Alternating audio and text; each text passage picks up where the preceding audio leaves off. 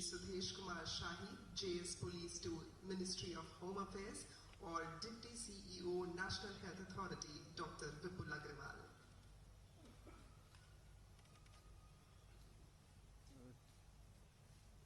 इस हस्ताक्षर के साथ ही मैं अनुरोध करना चाहूंगी साइनिंग ऑफिशियल से कि आप कृपा करके मंच के समक्ष पधारें और इस समझौता ज्ञापन का विनिमय करें।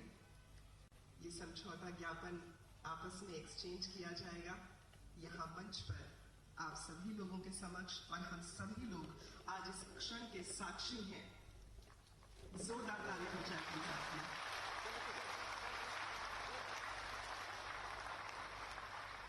धन्यवाद महोदय। और अब मैं अनुरोध करना चाहूंगी CEO national health authority doctor Indu Bhushan ji से कि आप कृपा करके आयुष्मान CAPF पर नेशनल हेल्थ अथॉरिटी की ये जो एक प्रेजेंटेशन है उसे प्रस्तुत करें। जोरदार तालियां हो जाए आप सभी की।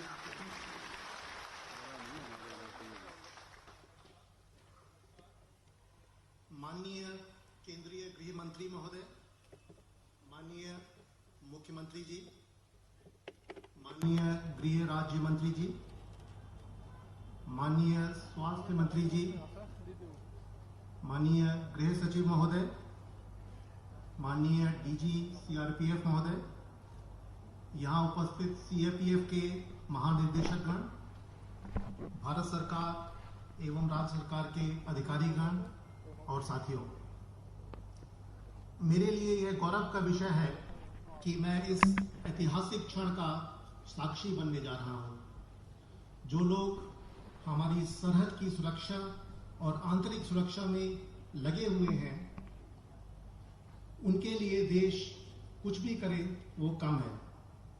जो हमारी सुरक्षा में लगे हुए हैं, आज हम उनके और उनके परिवारजनों की स्वास्थ्य सुरक्षा की सुनिश्चितता का वादा करते हैं। देशवासियों की तरफ से इनकी सेवा और समर्पण के सम्मान में इस अहम पहल का हिस्सा बनते हुए मैं आप सबको बधाई देता हूं और अपने आप को भाग्यशाली समझता हूं। यह अवसर इसलिए भी ऐतिहासिक है क्योंकि माननीय प्रधानमंत्री जी के आयुष्मान भारत के संकल्प को फलीभूत करने की दिशा में यह एक महत्वपूर्ण कदम है। आयुष्मान भारत प्रधानमंत्री जन आरोग्य योजना दुनिया की सबसे बड़ी हेल्थ एश्योरेंस योजना है। यह योजना देश में 10.7 करोड़ लाभार्थी परिवारों के साथ शुरू की गई थी, लेकिन अब तक 32 राज्यों और केंद्र शासित प्रदेशों ने इसको आगे बढ़ाकर 13 करोड़ से अधिक परिवारों को कवर किया है। इन 65 करोड़ देशवासियों को अब 5 लाख रुपए तक का स्वास्थ्य कवर प्रति वर्ष प्रति परिवार मिल रहा है। आइए उस ऐतिहासिक क्षण को वापस देखते हैं जब माननीय प्रधानमंत्री जी ने 72वें स्वतंत्रता दिवस के अवसर पर लाल किले की प्राचीर से आयुष्मान भारत PMJ की अभूतपूर्व यात्रा की घोषणा की थी।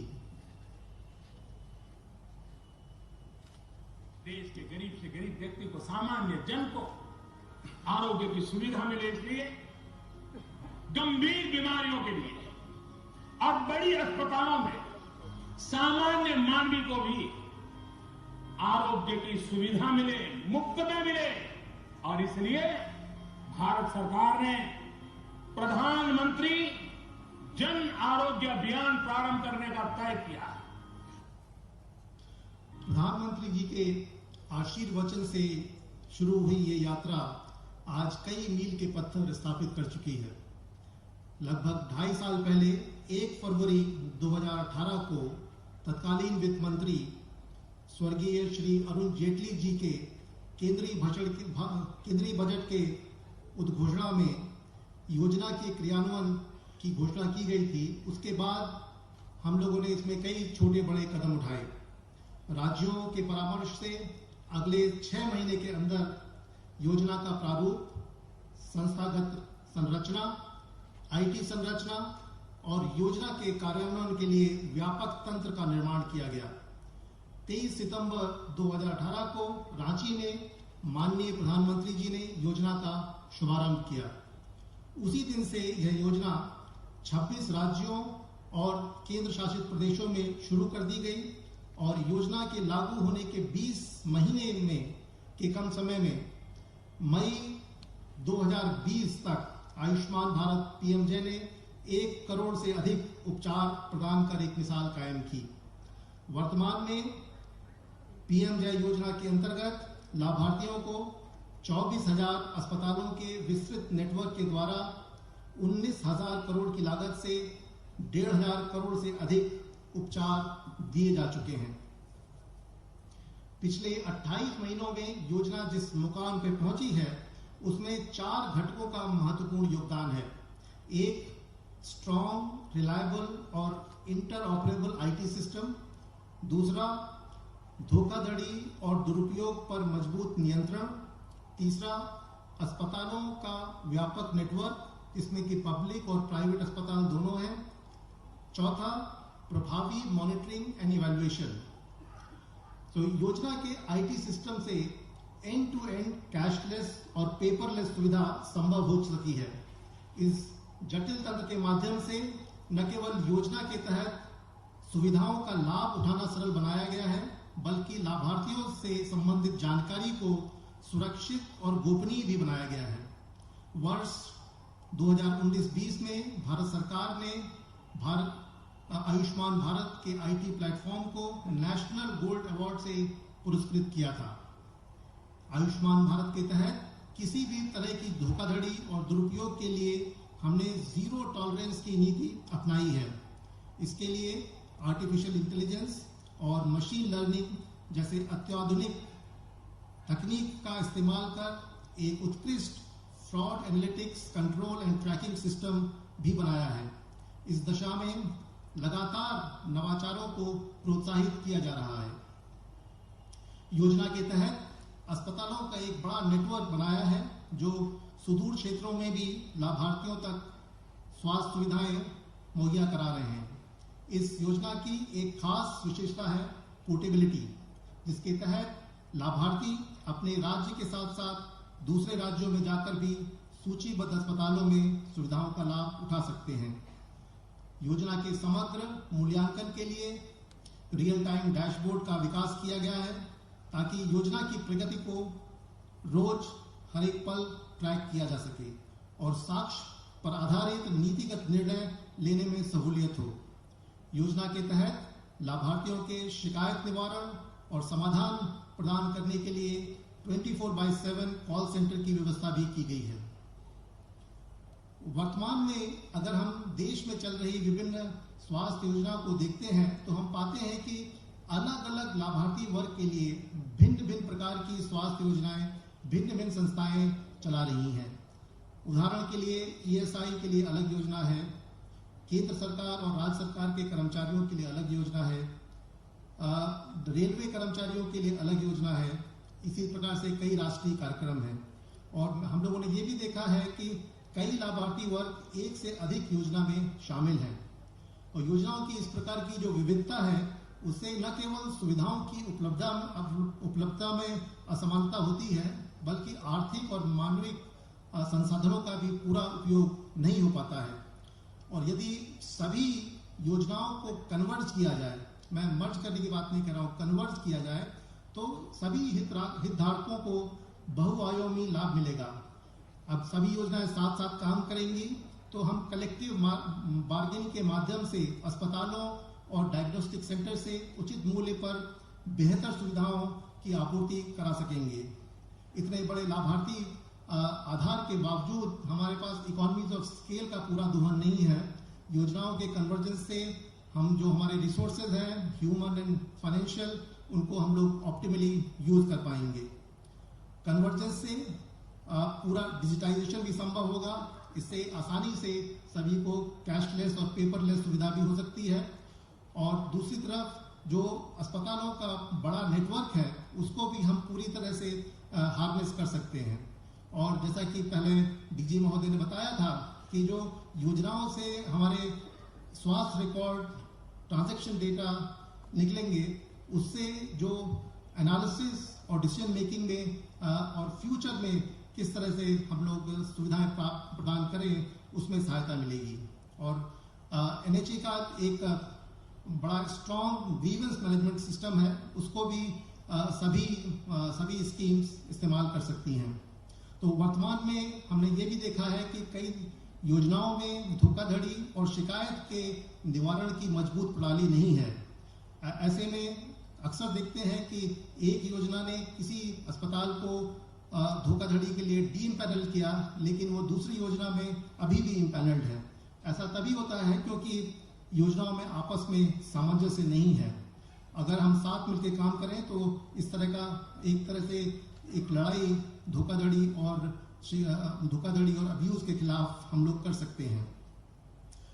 माननीय प्रधानमंत्री जी के आयुष्मान भारत के संकल्प का एक महत्वपूर्ण आयाम ये भी है कि देश में चल रही तमाम बीमा और आश्वासन योजनाओं को आयुष्मान भारत के अंतर्गत एक रूप किया जाए। इस दिशा में हम लगातार कोशिश कर रहे हैं और इसमें CAPF के माध्यम से एक बड़ा कदम आज हम लोग उठाने वाले हैं।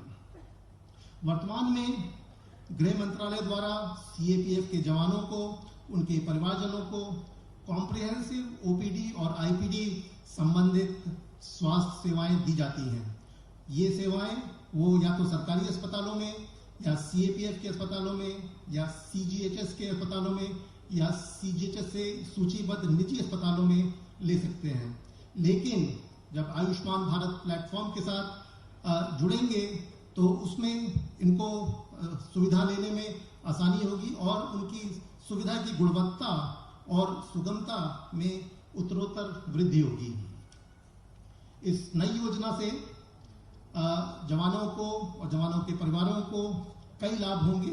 जो इस समय लाभ मिल रहे हैं वो पूर्णतः मिलते रहेंगे। अस्पतालों में पेपरलेस और कैशलेस सुविधाएं मिलेंगी। पहले की तरह इलाज के खर्च पे कोई सीमा नहीं होगी। पोर्टेबिलिटी की सेवा के अंतर्गत देश के किसी भी राज्य में योजना का लाभ लिया जा सकता है। योजना के तहत अस्पतालों की संख्या 10 गुना से अधिक बढ़ जाएगी। इस समय CAPF के पास जहां पे वो जा सकते हैं करीब 1000 अस्पताल हैं और आयुष्मान भारत के पास करीब 24,000 अस्पताल हैं, जिसमें कि 10,000 से अधिक अस्पताल प्राइवेट अस्पताल हैं, जिससे कि जो संख्या है जहाँ पे कि सुविधा मिल सकती है उसमें भयंकर वृद्धि होगी। इसके अलावा शिकायत निवारण के लिए जो हमारा 24/7 कॉल सेंटर है उसके माध्यम से शिकायतों का समयबद्ध तरीके से निवारण भी होगा। अगर मैं सरकार के दृष्टिकोण से देखूं तो CAPF कर्मियों को बेहतरीन सेवा देने के अलावा बहुत सारे अधिक लाभ भी हैं। एक तो योजना का दुरुपयोग में अंकुश लगेगा, दूसरा प्रभावी ढंग से योजना की निगरानी और मूल्यांकन किया जा सकेगा और फीडबैक के आधार पर सेवा की गुणवत्ता में सुधार किया जा सकेगा। इन सभी से योजना का कुशल और किफायती क्रियान्वयन संभव होगा। आसाम में आज PMJ और CGHS के अस्पतालों में आयुष्मान भारत CAPF के शुभारंभ के बाद फरवरी में इस योजना के अंतर्गत असम में लाभार्थियों के लिए हम रियम्बर्समेंट मॉड्यूल शुरू करेंगे। इसका विस्तार उत्तर पूर्वी राज्यों और पूर्वी राज्यों में किया जाएगा। मार्च में इस योजना का विस्तार उत्तरी और पश्चिमी भारत में किया जाएगा और मार्च के अंत में दक्षिणी राज्यों और शेष बचे अन्य आयुष्मान भारत राज्यों में इसका विस्तार करेंगे। अप्रैल में यह योजना पूरे देश में लागू की जाएगी। इस समय मैं आश्वस्त हूं कि CAPF कर्मियों और उनके आश्रितों को आयुष्मान भारत CAPF योजना के तहत बेहतर स्वास्थ्य सुविधाएं उपलब्ध होंगी। यह देशवासियों की तरफ से उनकी कर्तव्य निष्ठा के प्रति एक सच्ची श्रद्धांजलि है। हमारा जवान आयुष्मान, यही हमारा ध्येय है, यही हमारा संकल्प है। जय हिंद।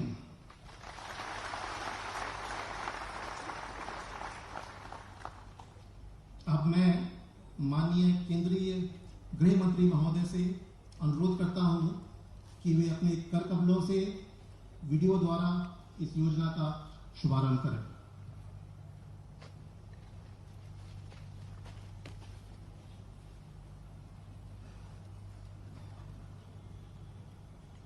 माननीय गृह मंत्री द्वारा आयुष्मान CAPF से संबंधित वीडियो का विमोचन।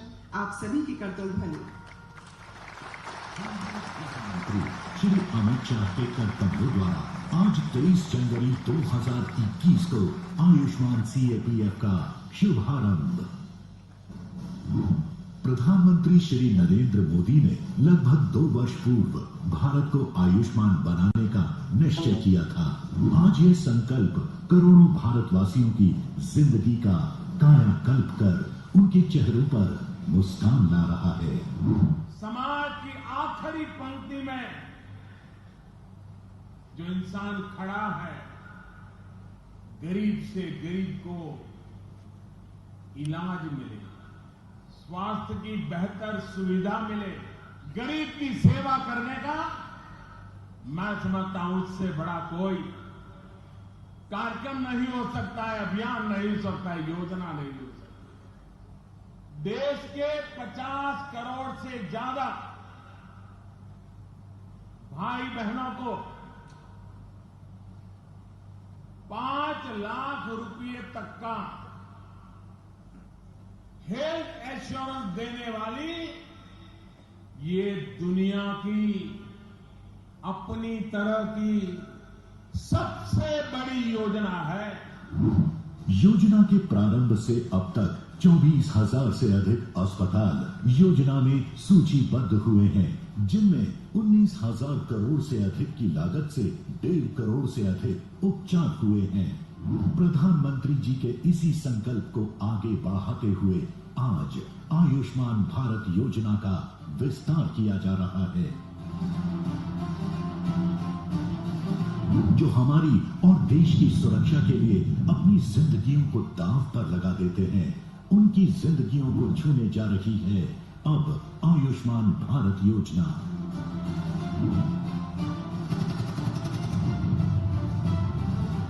हर कोना है सुरक्षित, निडर रह रहे हम, क्योंकि डटे हैं वो ड्यूटी पर, हर सांस हर दम। आभारी है देश उनका और उनके परिवारों का, गौरवान्वित होगा देश भी ख्याल रख के इन रखवालों का। सुरक्षा की जिम्मेदारी जैसे उठाता है जवान, वैसे ही देश को स्वस्थ बना रही योजना आयुष्मान। योजना में अब शामिल होगा CAPF जवान और उनका पूरा परिवार। निजी अस्पतालों में गंभीर बीमारियों का कैशलेस उपचार, जिनसे बनता देश महान। आइए बढ़ाते हैं उनका और सम्मान। आरोग्य रहे जवान देश का, बने वो आयुष्मान। हमारा जवान आयुष्मान।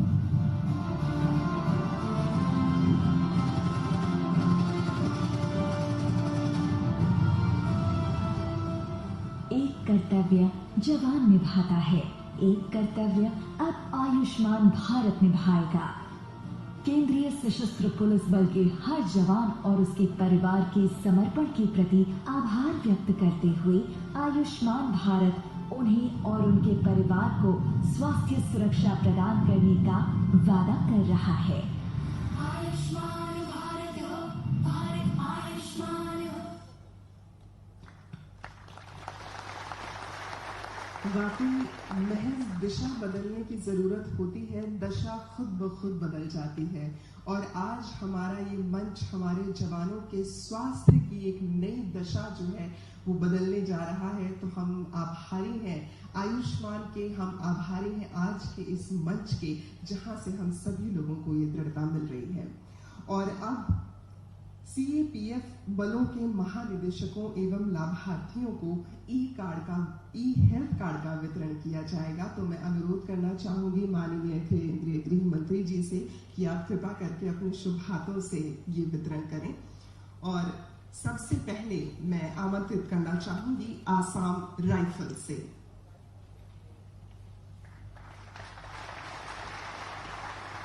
आसाम राइफल से 2IC गंगा सिंह। आप सभी की तालियों की गड़गड़ाहट यूं ही बनी रहे। ई हेल्थ कार्ड दिया जा रहा है हमारे लाभार्थियों को।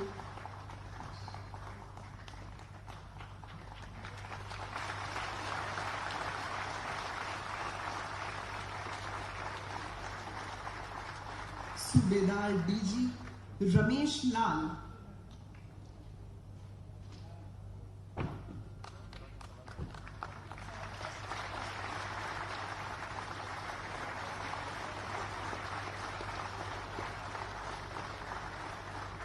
RFWGD Lipika दौले।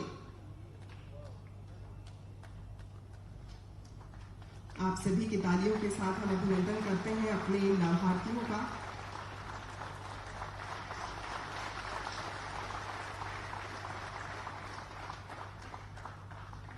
BSF border security force से डीजी राकेश अस्थाना,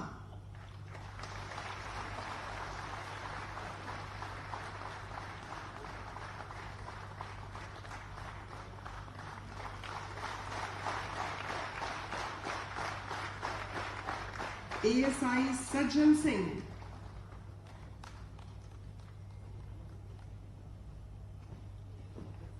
आप सभी की तालियों की गड़गड़ाहट।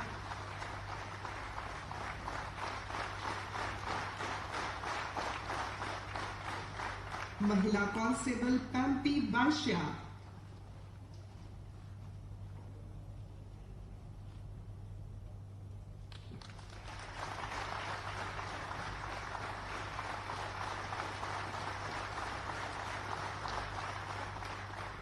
CISF के बल से DG SK Deshwal,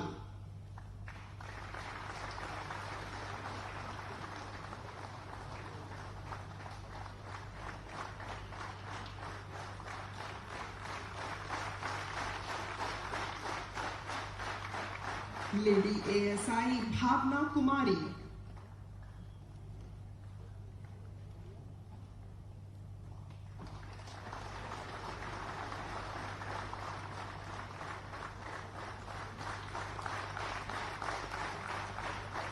constable GD Vipul Brahma Narzary,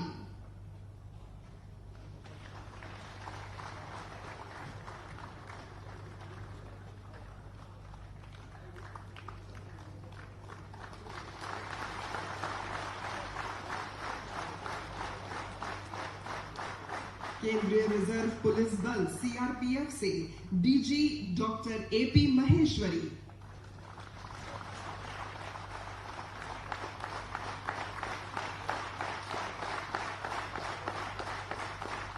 ASI KM नीलम,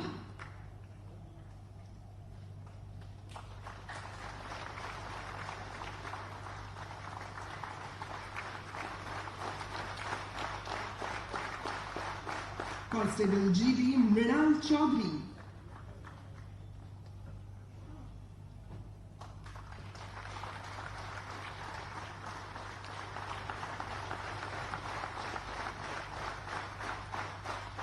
ITBP से डीजी SS देसवाल,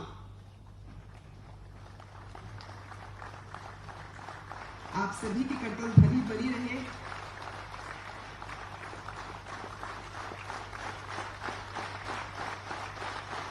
ITBP से ही SI Manoj Kumar Thakur,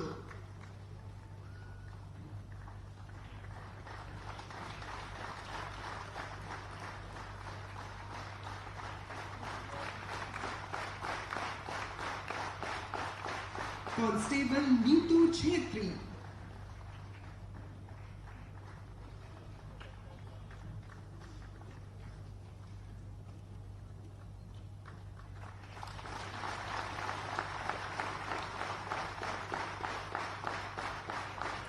health card वितरण में NSG से squadron commander Ram Kapoor,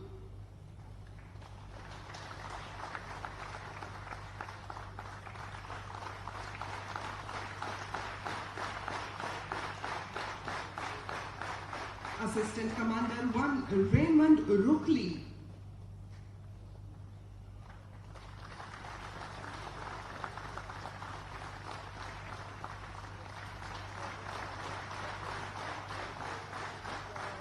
ranger 2 Sant Kumar okay,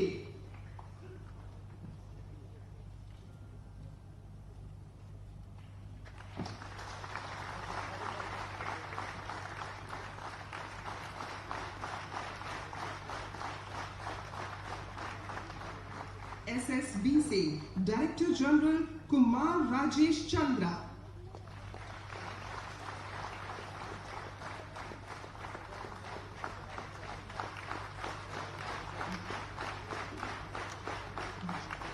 SIGD असीम सुशील सिंह,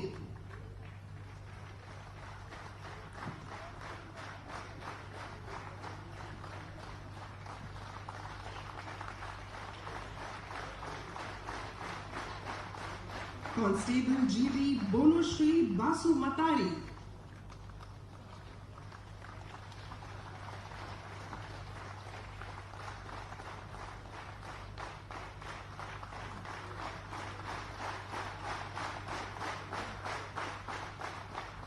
इसी क्रम में अब मैं आमंत्रित करना चाहूंगी हमारे केंद्रीय सशस्त्र पुलिस बलों की सभी माताओं के स्वरूप, उन्हीं की मातृत्व शक्ति को लेकर यहाँ मंच पर उपस्थित होती हुई CRPF की एक सैनिक की वृद्ध मां, please put your hands together, Buddheshwari देवी।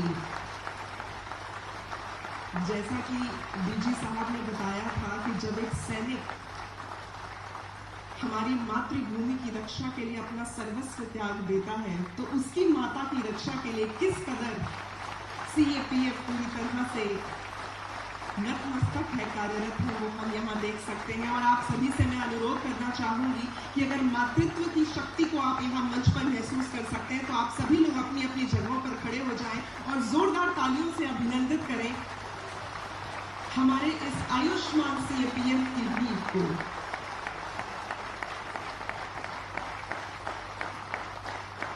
आपका बहुत बहुत धन्यवाद महोदय। मातृत्व की ये वो शक्ति है जो एक बच्चे को एक हाथ से अगर थप्पड़ देती है तो दूसरे हाथ से निवाला भी खिलाती है। ये मातृत्व की वो शक्ति है जो रण में जाते हुए अपने सपूत के माथे पर विजय तिलक लगाती है, और वो विजय तिलक लगाते हुए कभी उसके हाथ कांपे नहीं। वो काम कर दिखाया है हमारे यहाँ मौजूद प्रणय सरोता ने। तो एक बार जोरदार तालियां हो जाए आपके लिए प्लीज।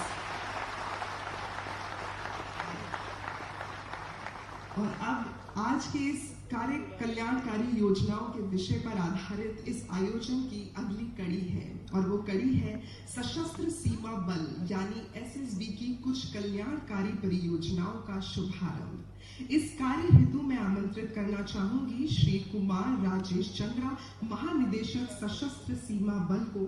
आपसे अनुरोध है कि आप परियोजनाओं से संबंधित जो जानकारी है वो उसका संक्षिप्त विवरण दें, और तत्पश्चात माननीय गृह मंत्री महोदय से उक्त परियोजनाओं के उद्घाटन का अनुरोध करें। आप सभी लोगों की तालियों के साथ हम अभिनंदन करना चाहेंगे। माननीय श्री अमित शाह जी, केंद्रीय गृह मंत्री भारत सरकार, माननीय मुख्यमंत्री असम सरकार, केंद्रीय गृह राज्य मंत्री, स्वास्थ्य मंत्री असम सरकार, गृह सचिव भारत सरकार डॉक्टर इंदु भूषण, उपस्थित सभी वरिष्ठ अधिकारीगण, मीडिया से आए हुए प्रतिनिधि और हमारे आंतरिक सुरक्षा परिवार से जुड़े हुए सभी संगठनों के सभी बलकर्मी। मैं इस कार्यक्रम के मुख्य अतिथि माननीय केंद्रीय गृह मंत्री भारत सरकार का हार्दिक स्वागत और अभिनंदन करता हूं तथा आभार व्यक्त करता हूं कि आपने इस कल्याणकारी आयोजन के थोड़ा समय निकालकर SSB के भी परियोजनाओं के उद्घाटन का हमारा अनुरोध आपने स्वीकार किया। धन्यवाद महोदय। मैं सीधे बिना किसी औपचारिकताओं के अब आपका ध्यान 24 वाहिनी रंगिया की ओर आकर्षित करना चाहूंगा, जहां वाहिनी परिसर में 10 बिस्तर वाला एक अस्पताल बनकर तैयार है। यह अस्पताल 745 वर्ग मीटर में फैला हुआ है और इस परियोजना की कुल लागत 2 करोड़ 15 लाख रुपए है। ये अभी आप वीडियो के फीड के माध्यम से इसका अवलोकन कर पा रहे हैं। इस अस्पताल के बन जाने से अब हमारे जवानों और उनके परिवारजनों को वाहिनी के अंदर ही मूलभूत उपचार की सुविधाएं मिल पाएंगी। मैं आपसे अनुरोध करूंगा महोदय कि लाइव स्ट्रीमिंग के माध्यम से 24 वाहिनी रंगिया के इस अस्पताल का रिमोट के माध्यम से उद्घाटन करने की कृपा करें।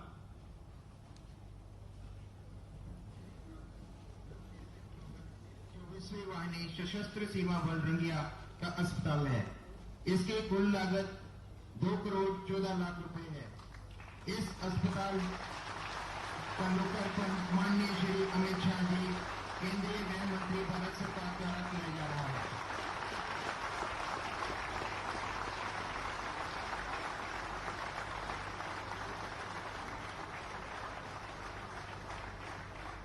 महोदय, हमारी दूसरी परियोजना इसी क्षेत्र मुख्यालय रंगिया के प्रशासनिक भवन जो 1432 वर्ग मीटर में फैला है और जिस परियोजना की कुल लागत 5 करोड़ 33 लाख रुपए है, मैं उस प्रशासनिक भवन के भी उद्घाटन का आपसे अनुरोध करूंगा।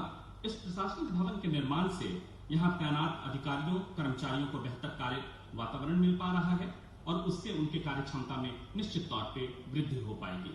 अब मैं आपको लाइव स्ट्रीमिंग के माध्यम से क्षेत्र मुख्यालय रंगिया के प्रशासनिक भवन का वर्चुअल टूर करा रहा हूं।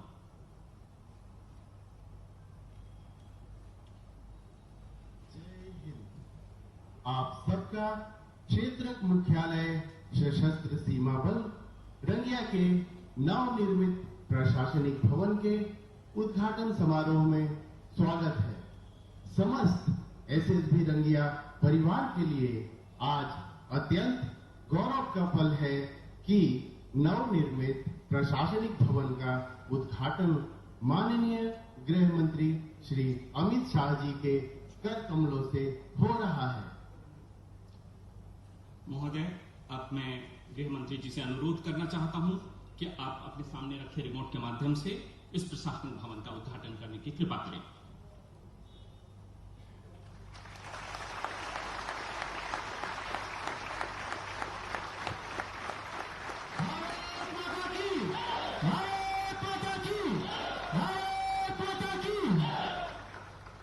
महोदय, इसके बाद हमारी तीसरी और अंतिम परियोजना जिसका उद्घाटन हम आपसे आज करा रहे हैं वो है प्रथम वाहिनी सोनापुर के 168 नवनिर्मित टाइप 2 आवासीय भवनों के उद्घाटन का।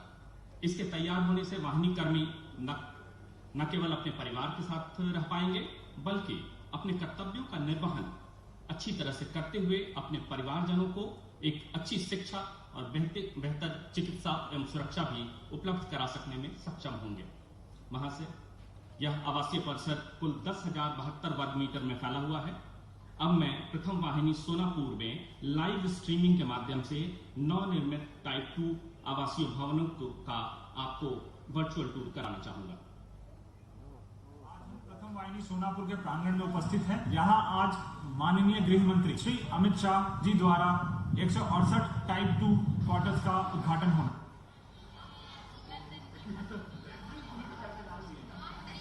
उपस्थित प्रथम वाहिनी सोनापुर के जवान और उनके परिवारजन बेसब्री से इंतजार कर रहे हैं उद्घाटन हो और उन्हें यह क्वार्टर आवंटित हो। प्रथम वाहिनी सोनापुर के प्रांगण के भीतर रहने का अवसर प्राप्त होगा जिससे वह निश्चित होकर देश के किसी भी कोने में अपनी सेवाएं प्रदान कर सकते हैं। अब हम मानव के परिवारजनों से वार्तालाप करते हैं।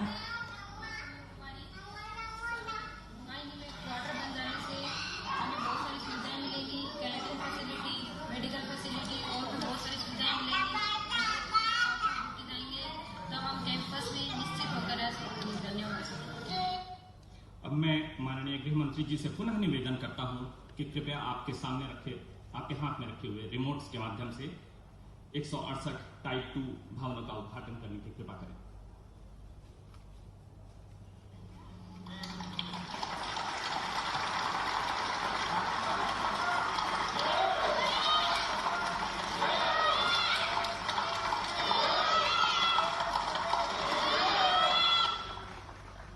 महोदय, अंत में मैं एक बार फिर से आपका इन सभी परियोजनाओं का उद्घाटन करने के लिए हार्दिक धन्यवाद। धन्यवाद महोदय। और अब मैं अनुरोध करना चाहूंगी असम के स्वास्थ्य मंत्री श्री हेमंता बिस्वा शर्मा जी से कि आप सभा को संबोधित करें। आप सभी के करतल ध्वनि के साथ हम उनका अभिनंदन करते हैं।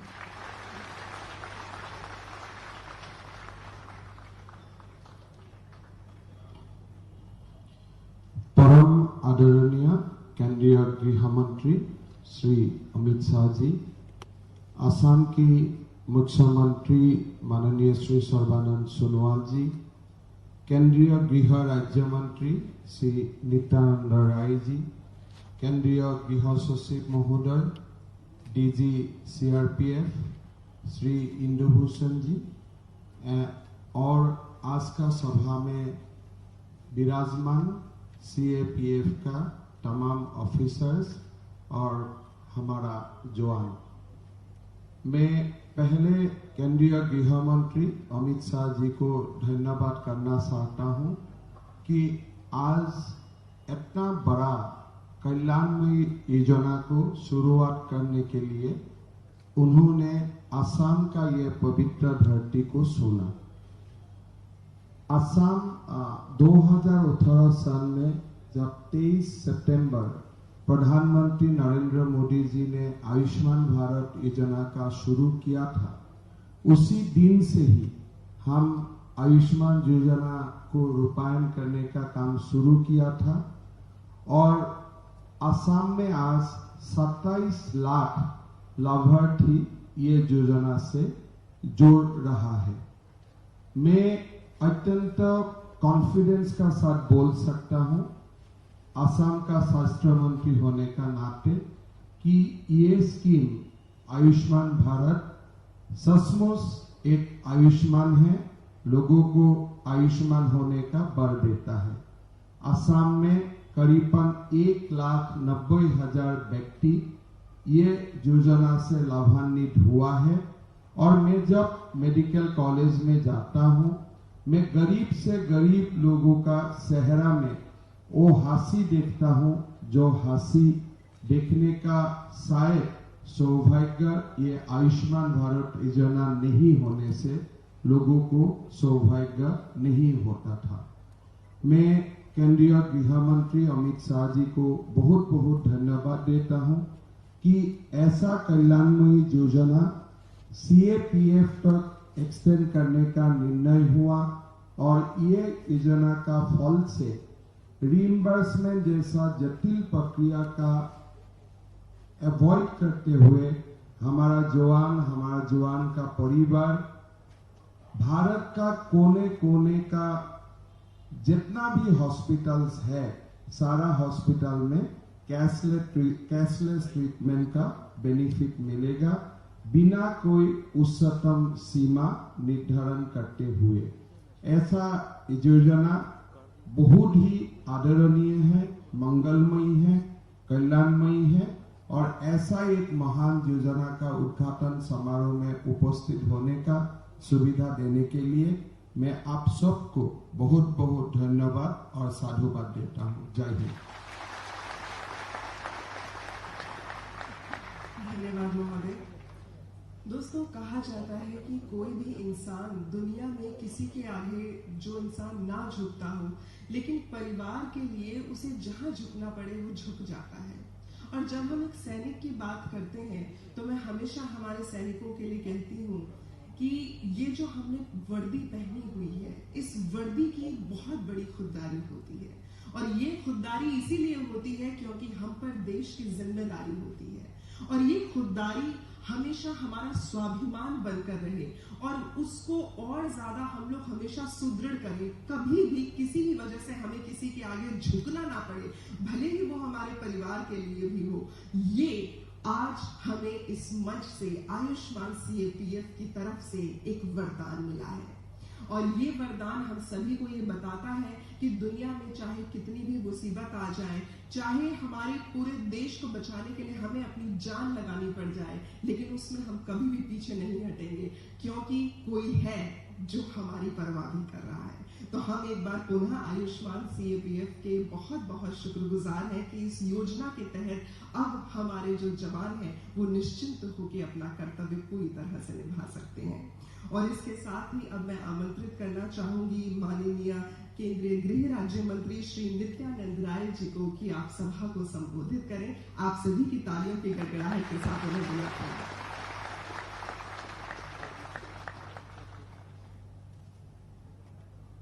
आज आयुष्मान सीएपीएफ के 3 महत्वपूर्ण इस कार्यक्रम में इस कार्यक्रम के शुभारंभ करने वाले भारत के यशस्वी गृह मंत्री आदरणीय अमित शाह जी, असम के माननीय मुख्यमंत्री सर्बानंद जी, माननीय स्वास्थ्य मंत्री हेमंत जी, मंच पर उपस्थित गृह सचिव भल्ला जी, सीआरपीएफ के डीजी महेश्वरी जी, स्वास्थ्य विभाग के इंदुभूषण जी, सीआरपीएफ के सभी डीजीगण, वरिष्ठ अधिकारीगण, भारत सरकार और असम सरकार के अधिकारीगण और नौजवान मित्रों, जब आदरणीय गृह मंत्री जी कार्यभार गृह मंत्रालय का संभाले तो उन्होंने देश के विभिन्न कोनों में रह रहे सीएपीएफ के अधिकारियों और जवानों के साथ विभिन्न प्रकार से संवाद करने का काम प्रारंभ किया। कई चरणों में अति महत्वपूर्ण संवाद में बिल्कुल पारिवारिक संवाद की तरह, सिर्फ आपको समझने के लिए नहीं, आपके विषय में सोचने के लिए और उसको सफल बनाने के प्रयास के लिए बहुत ही अच्छे तरीके से माननीय गृह मंत्री जी के संवाद का जो प्रतिफल आया, निश्चित रूप से आज मैं खड़ा होकर गर्व के साथ कह सकता हूं कि सीएपीएफ के अधिकारियों से लेकर जवानों की जिंदगी में कई प्रकार के सुधार और सुविधा देने के लिए अच्छे प्रयास माननीय गृह मंत्री जी के द्वारा हुआ है और आज उसी का परिणाम है कि माननीय प्रधानमंत्री जी के द्वारा दुनिया की सबसे स्वास्थ्य के क्षेत्र में सबसे बड़ी एश्योरेंस की योजना, यानी स्वास्थ्य के क्षेत्र की सबसे बड़ी योजना आयुष्मान भारत के अंतर्गत आज आयुष्मान सीएपीएफ भी समाहित माननीय गृह मंत्री जी ने किया है, उसका शुभारंभ किया है। इस पर हम इस अवसर पर आप सबों को हम बहुत बहुत बधाई देते हैं और माननीय गृह मंत्री जी आपकी ही नहीं, आपके परिवार की भी चिंता करते हैं। इसका परिणाम भी आप सबों के बीच है। माननीय गृह मंत्री जी के विश्वास के रूप में सीएपीएफ है और अटूट विश्वास जो माननीय गृह मंत्री जी का है, सीएपीएफ भी उसी तत्परता और संकल्प के साथ माननीय गृह मंत्री जी और प्रधानमंत्री जी के विश्वास के लिए देश और समाज की सेवा में दिन रात लगा है। हर सफलता आपके समक्ष हो, इसी शुभकामना के साथ बहुत बहुत धन्यवाद। धन्यवाद महोदय। कहा जाता है जब भी कोई शुभ कार्य होता है तो जिस भूमि पे वो शुभ कार्य होता है वो भूमि स्वयं उस कार्य की साक्षात बन जाती है, एक ऐसी साक्ष्य बन जाती है जो इतिहास के पन्नों में दर्ज हो जाती है। और आज असम गुवाहाटी का ये क्षेत्र जो है ये पूरी तरह से हमारे आयुष्मान के इस पूरी योजना का साक्षी बना है। तो अब मैं अनुरोध करना चाहूंगी माननीय मुख्यमंत्री महोदय सर्बानंद सोनोवाल जी से कि आप हम सभी लोगों को संबोधित करें। जोरदार तालियां हो जाए प्लीज आपकी।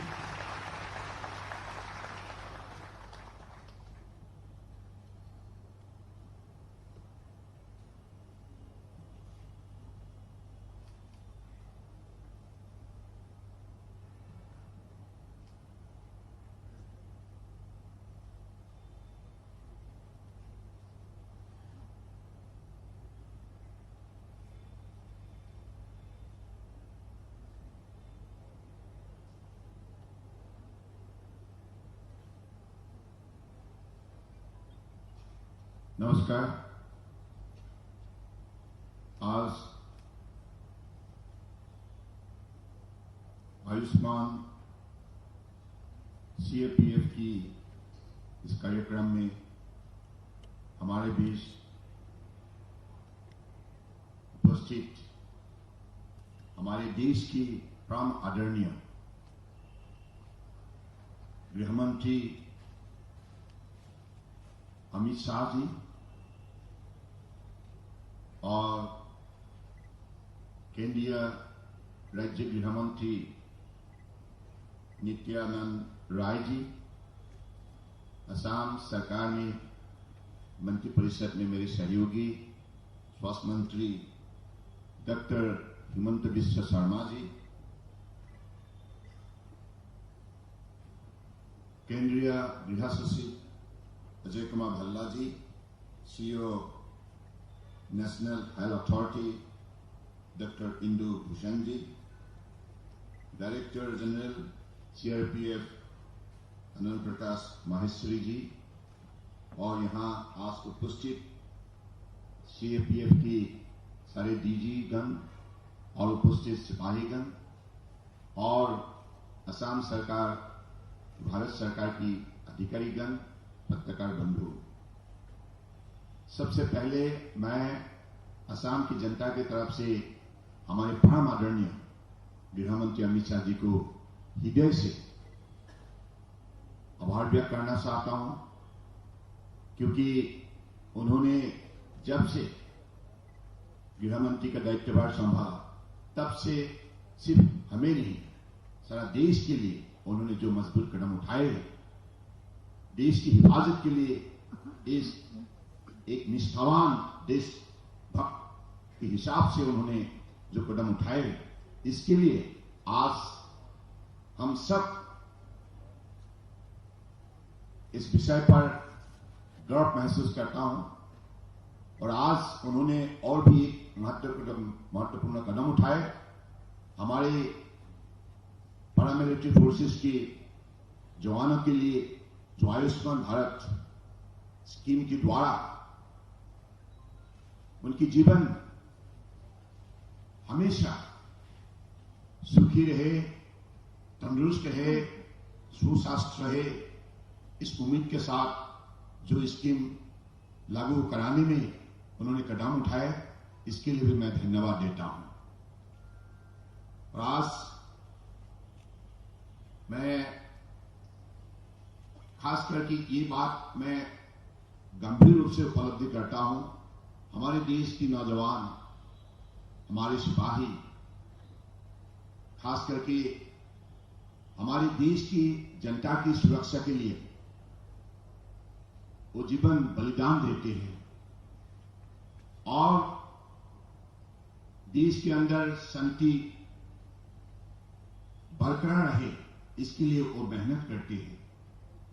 तो इसलिए इन सिपाहियों के लिए जो कदम उठाया गया है, मुझे लगता है कि इस कदम के द्वारा हमारे हर सिपाहियों का मनोबल बढ़ेगा, उनको भी साहस मिलेगा और उनको भी ऐसा लगने लगेगा कि देश हमारा साथ है और इसलिए हम किसी भी परिस्थिति में पीछे नहीं देखेंगे, हम आगे चलते रहेंगे और देश के लिए जैसा हमारी तरफ से सेवा जरूरत है, ऐसा सेवा करने के लिए हम प्रतिबद्ध रहेंगे।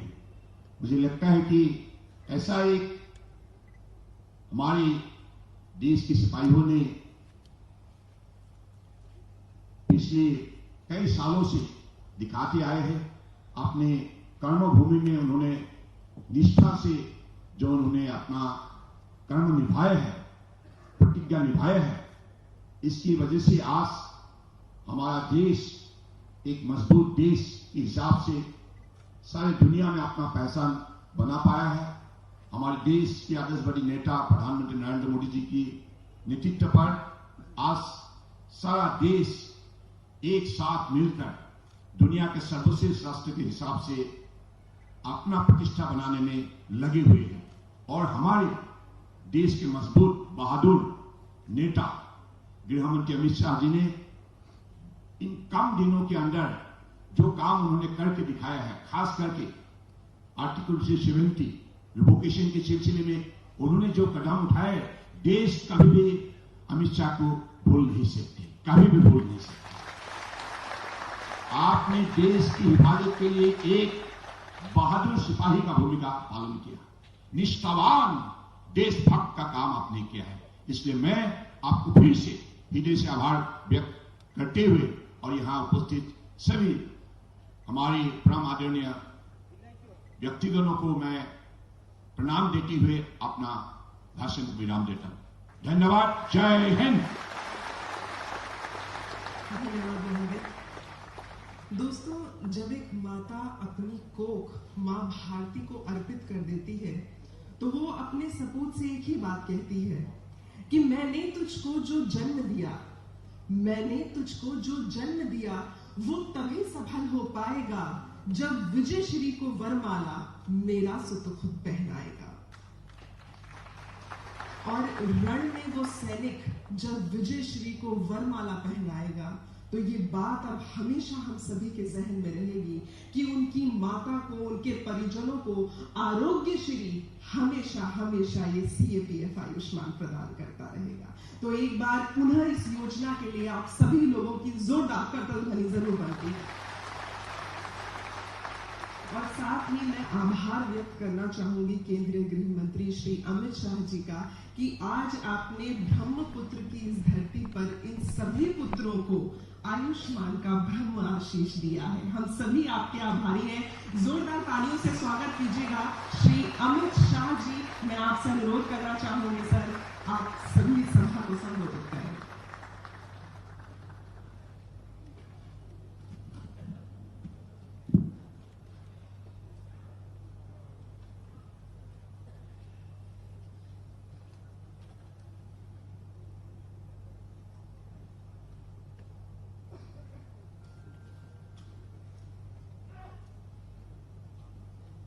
मंच पर उपस्थित असम सरकार के मुख्यमंत्री श्रीमान सर्बानंद सोनोवाल जी, केंद्रीय मंत्रिपरिषद में मेरे साथी, बिहार के नेता गृह राज्य मंत्री श्रीमान नित्यानंद राय जी, असम के यशस्वी वित्त और स्वास्थ्य मंत्री श्री हेमंत विश्व शर्मा जी, गृह सचिव श्री अजय कुमार भल्ला जी, CRPF के DG श्री महेश्वरी जी, राष्ट्रीय स्वास्थ्य प्राधिकरण के CEO डॉक्टर इंदु भूषण जी, मंच पर उपस्थित सभी CRPF के DG गण और आज उपस्थित सभी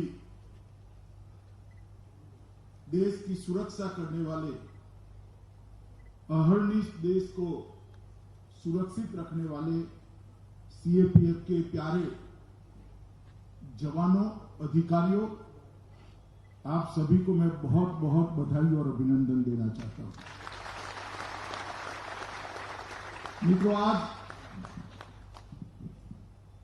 पराक्रम दिवस है। आज नेताजी सुभाष चंद्र बोस का जन्मदिन है और उसमें भी 125वां जन्मदिन। और देश के प्रधानमंत्री नरेंद्र मोदी जी ने तय किया है कि आज से हमेशा के लिए यह देश 23 जनवरी को पराक्रम दिवस के रूप में मनाएगा और नेताजी के पराक्रम को हमेशा कृतज्ञ भाव से श्रद्धांजलि देगा। और मुझे इस बात का भी आनंद है कि आज के ही दिन अपने पराक्रम से, पराक्रम की पराकाष्ठा से देश की सीमाओं को जो सुरक्षित रखते हैं, जिनके बलिदान और परिश्रम के और पराक्रम के कारण देश चैन की नींद सो पाता है। देश की सीमा के अंदर किसी भी व्यक्ति को कोई कठिनाई का सामना नहीं रहता। हमेशा अपना तिरंगा गगन के अंदर शान के साथ लहराता है। हमारा सार्वभौमत्व, हमारी संप्रभुता, इसकी रक्षा होती। ये सभी CAPF के पराक्रमी जवानों के स्वास्थ्य और उनके परिवारों के स्वास्थ्य के लिए आज से एक नई योजना शुरू हो रही है। इसका भी मुझे बहुत आनंद है। ये आयुष्मान सीएपीएफ योजना चालू करने के लिए आज के दिन से बेहतर दिन नहीं हो सकता, क्योंकि सुभाष बाबू एक ऐसा व्यक्तित्व था जिसको किसी ने कोई अवार्ड नहीं दिया। देश की जनता आज भी सुभाष बाबू के साथ नेताजी का सम्मान जोड़कर उनको कृतज्ञ भाव से याद करती है। एक यशस्वी तेजस्वी विद्यार्थी जो आईसीएस बने, आईसीएस बनने के बाद अंग्रेजों की नौकरी करना पसंद नहीं किया, अंग्रेजों के खिलाफ देश के स्वतंत्रता के लिए लड़ाई लड़नी पसंद की। एक कुशल प्रशासक, चाहे कलकत्ता म्युनिसिपल कॉर्पोरेशन के चीफ एग्जीक्यूटिव ऑफिसर बने या मेयर बने, उन्होंने कुशल प्रशासक के दर्शन कराए। 2 बार कांग्रेस पार्टी के अध्यक्ष बने, और जब उनको लगा कि द्वितीय विश्व युद्ध में अंग्रेज दबा हुआ है, मौका है देश के लिए, अंग्रेजों की नजर कैद से 7000 किलोमीटर के अज्ञातवास के माध्यम से दूर जाकर आजाद हिंद फौज की रचना करी। और देश में पहली बार तिरंगा फहराने का अगर सम्मान किसी को मिला है तो सुभाष बाबू को मिला है। उन्होंने उस दिन घोषणा की थी कि आज मैं आजाद भारत की धरती पर कब्र। उन्होंने नारा दिया था, तुम मुझे खून दो, मैं तुम्हें आजादी दूंगा। और ये नारा आज भी देश भर के युवाओं के अंदर चेतना और उत्साह को भरता है, राष्ट्र भक्ति और राष्ट्र के प्रति समर्थन को बढ़ावा देता है। और सुभाष बाबू के जीवन के अंदर इतने कष्ट, इतनी कठिनाइयां, स्वास्थ्य अच्छा न होने के बावजूद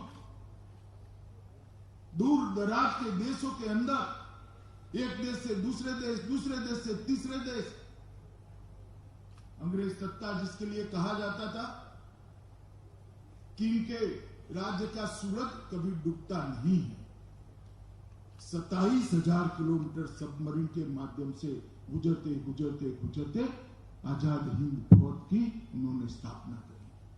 और वो महान व्यक्ति का आज जन्मदिन है, और उसी दिन आज सीएपीएफ आयुष्मान का शुभारंभ होने जा रहा है।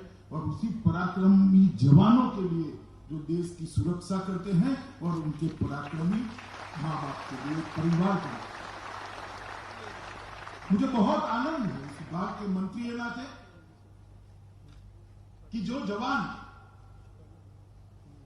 देश की अहर्निश चिंता करते हैं, सुरक्षा करते हैं और सुरक्षा के लिए अपना सर्वोच्च बलिदान देते हुए क्षण भर की नहीं जीते। -40 डिग्री टेम्परेचर से लेकर राजस्थान के रेगिस्तान में 45 डिग्री टेम्परेचर तक मोर्चा संभाल कर डट कर रहते, कोई भी चुनौती हो उसका सामना करते। देश की आंतरिक सुरक्षा की बात हो या सीमाओं की सुरक्षा की बात हो, सीएपीएफ ने जवानों ने एक उज्जवल इतिहास की निर्मिति ये देश के आजाद होने के बाद प्रस्तुत की है। और पूरा देश आप लोगों को सम्मान के साथ देख रहा है, आपके वीरता, आपके समर्पण और आपके बलिदानों को सैल्यूट करता है। और आज सीएपीएफ के जवानों के लिए एक बहुत बड़ी योजना लेकर इसकी शुरुआत होगी। मित्रों, जब मैं गृह मंत्रालय का प्रभार संभाला तब सभी सीएपीएफ के लगभग 150 जवानों के साथ चर्चा भी की थी, उनके साथ भोजन भी किया था। उसमें कुल मिलाकर 3 बातें उभर कर आती थी जो उनके चेहरे पर दर्द की लकीर दिखाती थी। वो दर्द उनको कभी अपनी ड्यूटी करने के लिए बाधित नहीं करता था, मगर एक हृदय में से टीस निकलती थी। एक तो उनकी स्वास्थ्य सेवाओं के लिए जो योजना है वो पूर्ण योजना नहीं थी। इनके रीइंबर्समेंट के लिए, अस्पतालों के अंदर जगह की उपलब्धता के लिए, और कई जगह अस्पताल न होने के कारण उनके परिवारजनों को, उनको बहुत दिक्कतें आती थी। दूसरा, हाउसिंग का सेटिस्फेक्शन रेशियो बहुत नीचे है। वो असम राइफल की एक राइफल वुमेन ने जब कहा तब मुझे भी लगा, मैंने जाकर मंत्रालय में जांच करी तो 7 अर्थ में सेटिस्फेक्शन रेशियो बहुत नीचे। और तीसरा, उन्होंने कहा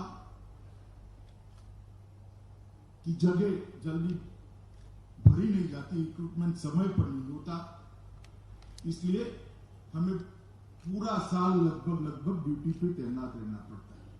हम हमारे परिवार के साथ नहीं रह सकते, इससे परिवार में भी तनाव बढ़ता है, इसमें हमारा भी मानसिक तनाव बढ़ता है, ड्यूटी करने में दिक्कत आती है। और जब ये बात वो बता रहे थे तो वो कंप्लेन नहीं कर रहे थे, मुझे बहुत उकसा कर उनको पूछना पड़ता था, तब जाकर वो बोल रहे थे। ये तीनों बातों को भारत सरकार ने, गृह मंत्रालय ने सुधारने का निर्णय उसी दिन कर दिया था जब जवानों के साथ मेरा संवाद हो रहा था। क्योंकि मैं मानता हूं कि जो जवान सरहद पर, सीमा पर अपना सर्वस्व न्यौछावर करता है, कम से कम उसको उसके परिवार की चिंता नहीं होनी चाहिए। वो हम सब की जिम्मेदारी है, भारत सरकार की जिम्मेदारी है कि उनके परिवार की ओर से वो निश्चिंत होकर मां भारती की सेवा में वहां डटे रहे। ये जिम्मेदारी उन पर नहीं होनी चाहिए। और इसीलिए जब सीएपीएफ के अंदर हर सीएपीएफ के लिए रिव्यू की मीटिंगें हुई, तब ये योजना का विचार हुआ।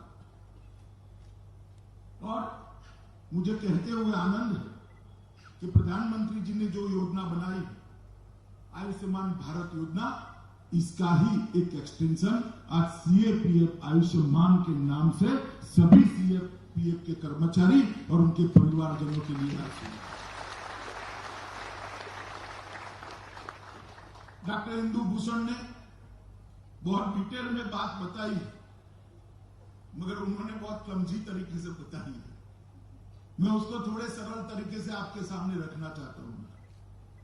प्रधानमंत्री जी जब देश के प्रधानमंत्री बने, तब ढेर सारी समस्याओं को उन्होंने हल करने की शुरुआत की। कई लोगों ने पहले स्टेटमेंट किए थे कि खजाने पर सबसे पहला अधिकार किसका है। प्रधानमंत्री जी ने एक स्पष्ट कर दिया, खजाने पर सबसे पहला अधिकार देश के गरीब का है। और 60 करोड़ गरीबों के लिए बैंक अकाउंट देना, उनके घर में गैस का सिलेंडर देना, पूरा घर देना, घर में शौचालय देना, घर में बिजली पहुंचाना और स्वास्थ्य सेवाओं के लिए प्रधानमंत्री आयुष्मान भारत योजना का शुभारंभ करना।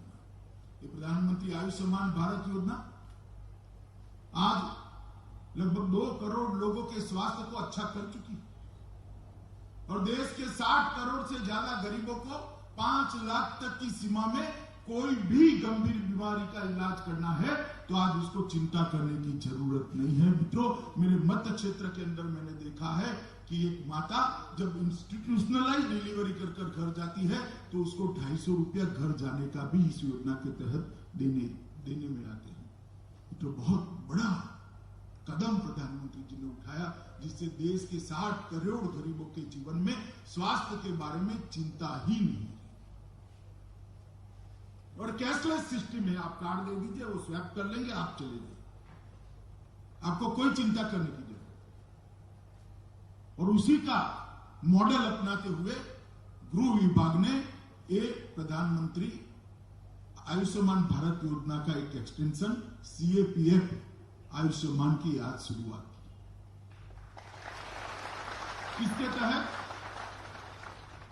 लगभग 10 लाख सीएपीएफ के जवान और अधिकारी और 50 लाख के आसपास कुल मिलाकर उनके परिवार परिजन, ये 50 लाख लोगों को कहीं पर भी देश के अंदर 24,000 अस्पताल के अंदर आप सिर्फ कार्ड लेकर उसको स्वैप कर आप आपके परिजनों का इलाज करा सकते हो। घर में बूढ़ी मां है, बीमार पड़ जाए तो आपको चिंता मत करिए, ये कार्ड कोई भी जाकर स्वैप करा लेगा, नजदीक के अस्पतालों में इसका इलाज होगा। मेरे 24,000 अस्पतालों में से 14,000 अस्पताल, निजी अस्पताल भी, अच्छे अस्पताल भी, इसके अंदर आपका, आपके परिजनों का इलाज किसी भी तकलीफ के बगैर हो, इस प्रकार की इस योजना को करा है। और मित्रों, जब आप ड्यूटी पर होते हैं तब ढेर सारी दिक्कतें परिवार को झेलनी पड़ती हैं। उसमें से आज एक दिक्कत नरेंद्र मोदी सरकार ने आपकी रिजॉल्व कर दी है। आपके परिवार के स्वास्थ्य के लिए आप निश्चिंत होकर आपकी ड्यूटी करें। और मैं मानता हूं कि ये बहुत बड़ी शुरुआत है। हमने हमेशा से सोचा है कि जो देश के लिए काम करता है, देश में उसके लिए काम करना पड़ेगा। और मैं मानता हूं कि ये नरेंद्र मोदी सरकार की, प्रधानमंत्री जी की बहुत बड़ी भेंट है हमारे सीएपीएफ के जवानों के लिए। मित्रों, सैटिस्फैक्शन रेशियो के लिए हमने बहुत बड़ा अभियान उठाया है। आज मैं इतना कह सकता हूं कि सैटिस्फैक्शन रेशियो 1.5 साल पहले लगभग 36% था, और 2022 जब 75वीं साल आएगी आजादी की, उस वक्त इसको हम 55% तक पहुंचाने का काम करेंगे। 55% सीएपीएफ के जवानों के लिए रहने को निकालेंगे। और 25,000 भवन अभी निर्माणाधीन, आज टोकन उसका कुछ भवनों का लोकार्पण भी हुआ है। और मैं मानता हूं कि आपके हेडक्वार्टर पर ही अगर रहने की व्यवस्था होती है तो जब आप हेडक्वार्टर पर वापस आते हो तब परिवार के साथ रहते हो। और इस सैटिस्फैक्शन रेशियो को धीरे धीरे 65% से ज्यादा ले जाना, इसका लक्ष्य हमने रखा है। और 2024 के पहले इसको हम निश्चित रूप से 65% से ज्यादा बढ़ाकर आपकी ढेर सारी दिक्कतों का समाधान ढूंढ देंगे। हम ये भी योजना बना रहे हैं कि हर जवान कम से कम 100 दिन साल में अपने परिवार के साथ, 100 दिन जिसमें हेडक्वार्टर पर रहोगे वो जिंदगी पूरी। अगर आप आपके परिवार के साथ रह सको, इस प्रकार का आयोजन करें। अभी कल ही एग्जामिनेशन का रिजल्ट आया है। 50,000 से ज्यादा जवान अब नौकरी के अंदर जुड़ जाएंगे, और 50,000 जोड़ने की तैयारी हमने साइमल्टेनियसली चालू कर दी है। और अब प्लानिंग कर रहे हैं कि 5 साल की भर्ती का जो रिटायरमेंट का चक्र होता है, उससे पूरा प्लानिंग कर एक जवान जाएगा, शायद उसी दिन दूसरा जवान इसको रिप्लेस करेगा, ट्रेनिंग के साथ वो तैयार होगा। इस प्रकार का एक महत्वाकांक्षी कार्यक्रम हम हाथ में लेंगे। तभी यह संभव कि 100 दिन आप आपके परिवार के साथ रह पाओ। तभी यह संभव है कि आपके परिवार का भी तनाव कम हो, आपका भी मानसिक तनाव कम हो, और सीमा पर निश्चित होकर आप आपकी ड्यूटी कर पाओ। इस प्रकार की व्यवस्था गृह मंत्रालय बनाने के लिए आगे बढ़ रहा है। मित्रों, ये जो आयुष्मान सीएपीएफ शुरू हुई आज मई तक, 1 मई के पहले हम इसको कंप्लीटली देश के सभी जवानों के लिए लागू कर इस प्रोजेक्ट को पूरा कर देंगे। और 1 मई के दिन प्रधानमंत्री जी के वरद हस्तों से पूरे सीएपीएफ का आयुष्मान कवच देश के सामने और सीएपीएफ के जवानों को लोकार्पण करने का काम भी हम 1 मई के पहले पूरा करेंगे। इस प्रकार का एक टाइम बाउंड कार्यक्रम बनाया गया है। और मित्रों,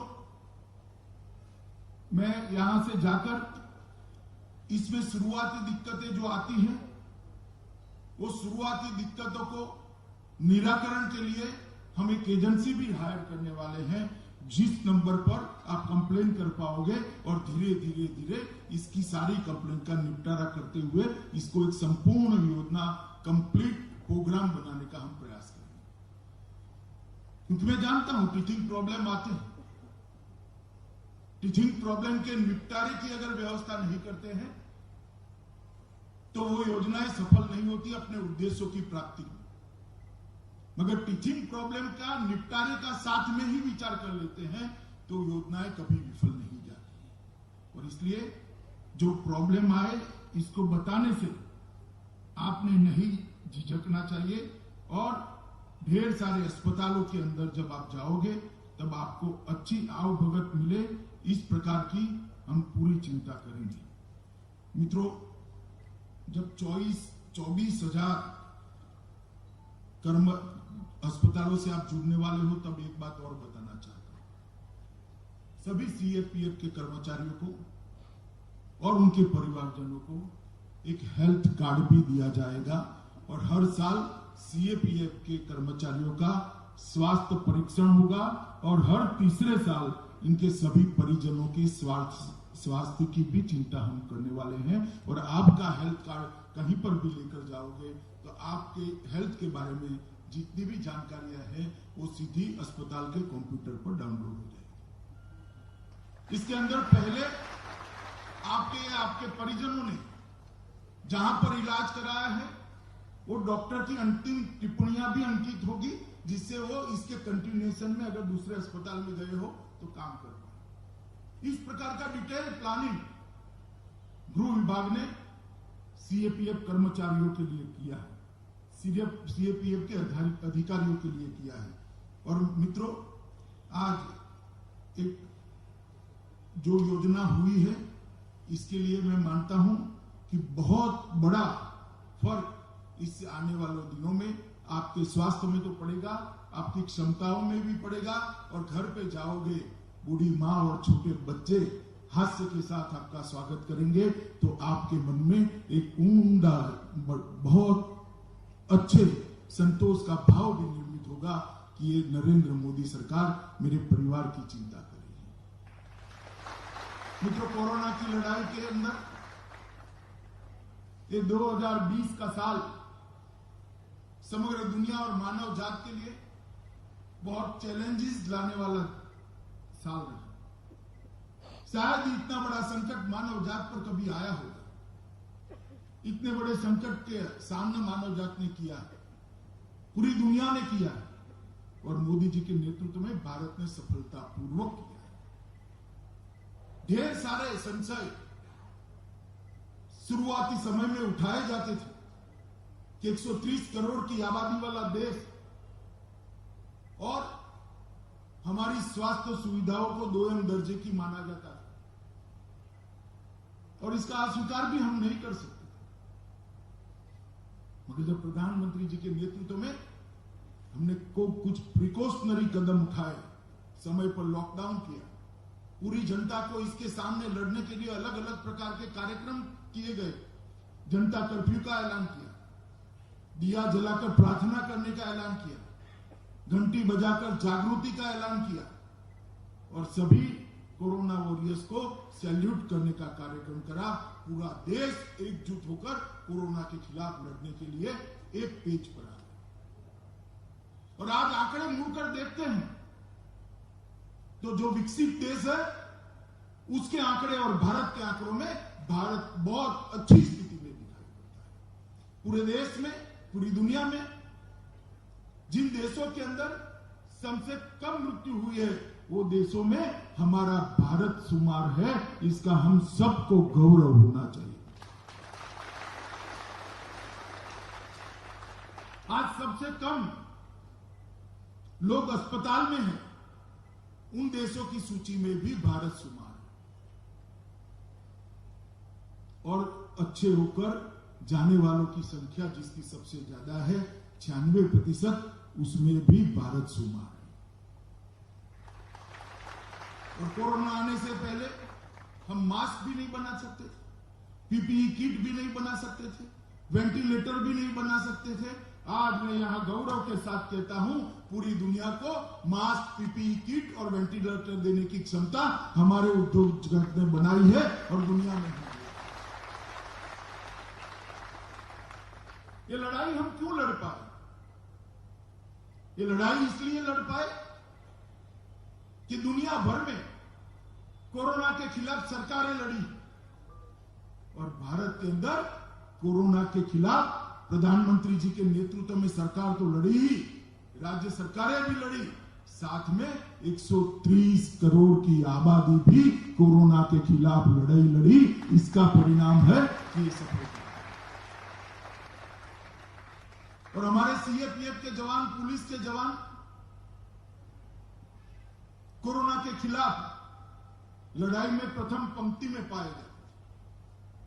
चाहे लॉकडाउन की अनुपालना करानी है, चाहे कोई बीमार को अस्पताल पहुंचाना हो, चाहे लॉकडाउन तोड़ने वालों को विनय से अपने घर वापस भेजना हो, चाहे एयरपोर्ट पर सुचारू व्यवस्था करनी हो, चाहे अस्पतालों की सुरक्षा करनी हो, कहीं पर भी पुलिस और सीएपीएफ के जवानों ने पीछे मुड़कर नहीं देखा। और पुलिस और सीएपीएफ के कई जवान संक्रमित भी हुए और उन्होंने अपनी जान भी गंवाई।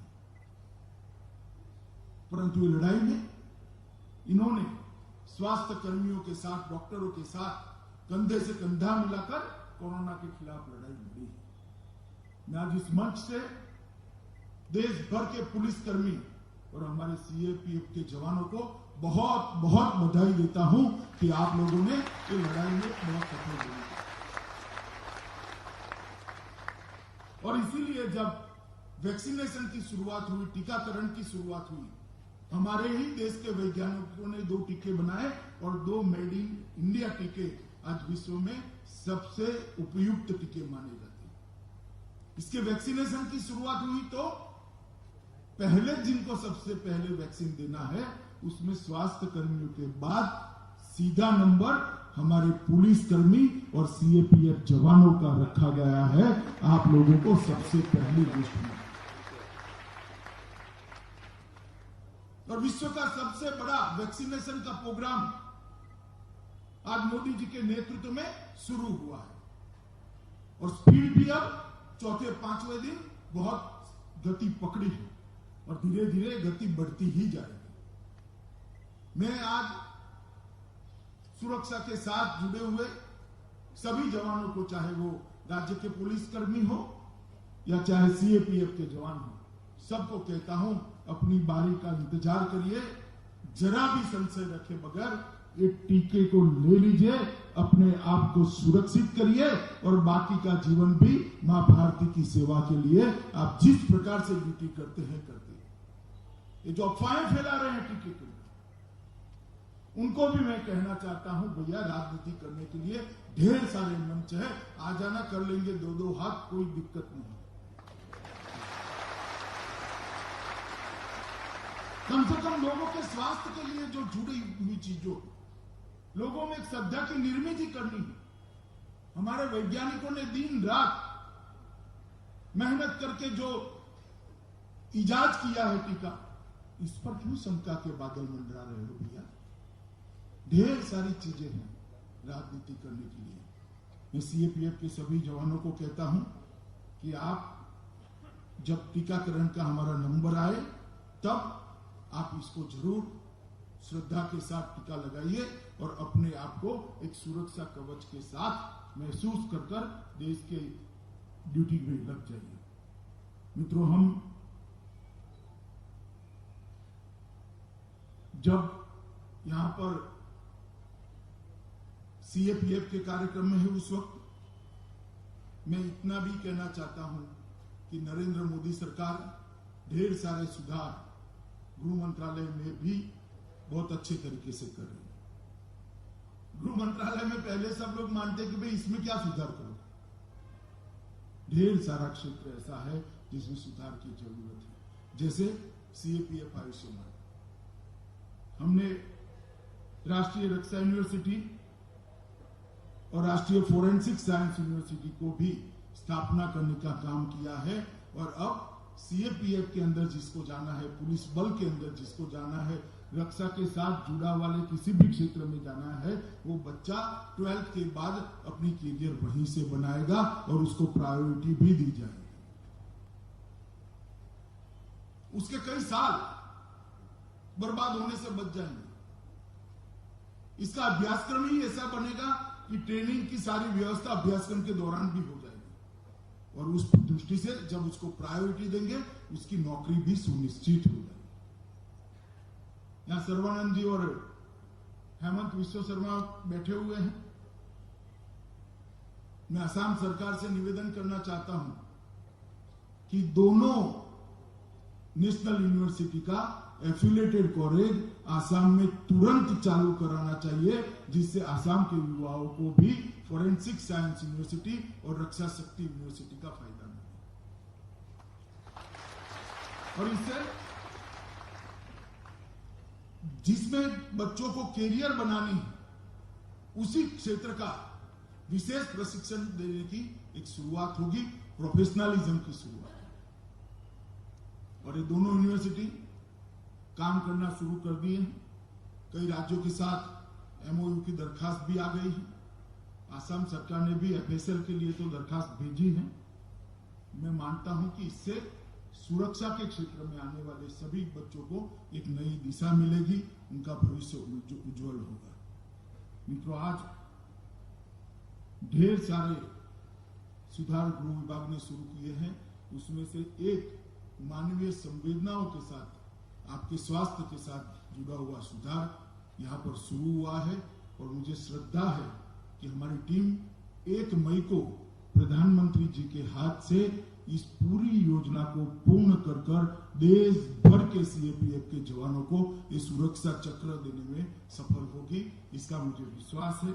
आज यहाँ पर एसएसबी के भी भवनों का, प्रशासनिक भवन का और अस्पताल का लोकार्पण हुआ है, तो मैं एसएसबी के जवानों को भी बधाई देना चाहता हूं।